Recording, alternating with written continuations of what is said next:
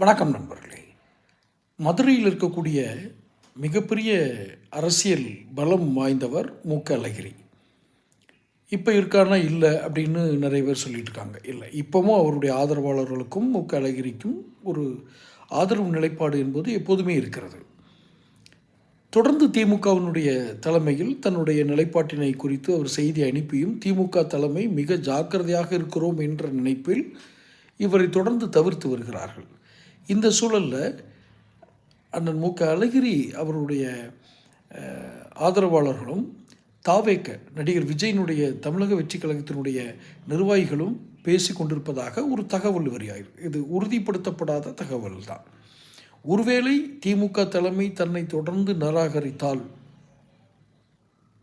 தனியாக களமிறங்கவும் அவரோ அல்லது அவருடைய பேரன் மகள்வழி பேரன் அவரை களமிறக்கவோ அல்லது தனது ஆதரவாளர் தீவிர ஆதரவாளர்கள் யாரோ விசுவாசிகள் யாரோ அவர்களை களமிறக்கவும் தயாராகி வருகிறார்கள்.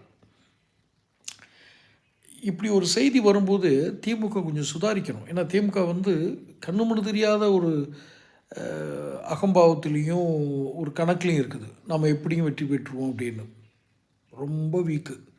அதுவும் குறிப்பாக மதுரையில் நீங்கள் ஐயா அழகிரி அவர்களை நீங்கள் உதாசீனப்படுத்தி விட்டு வெற்றி பெற இயலுமா என்பதும் கடினம்.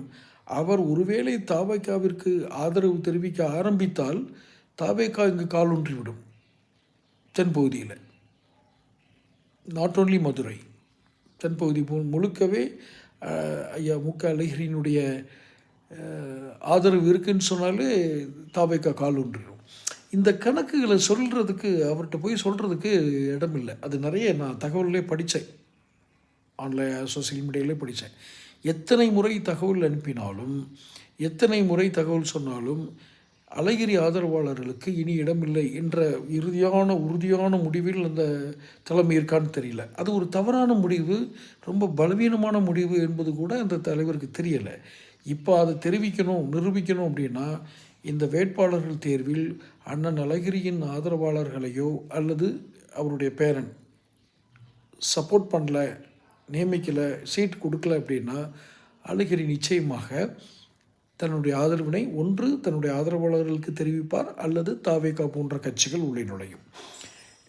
இந்த செய்தி எந்த அளவுக்கு உறுதிப்படுத்தணும் அப்படிங்கிறது தொடர்ந்து திமுகவுடைய செயல்பாடுகளில் தான் தெரியும். தொடர்ந்து பேசுவோம். சேனல் சப்ஸ்கிரைப் பண்ணிக்கங்க, நோட்டிஃபிகேஷன் பெல் பதிவு பண்ணிக்கங்க. அப்போ தான் என்னுடைய பதிவுகள் வந்து சேரும். நன்றி.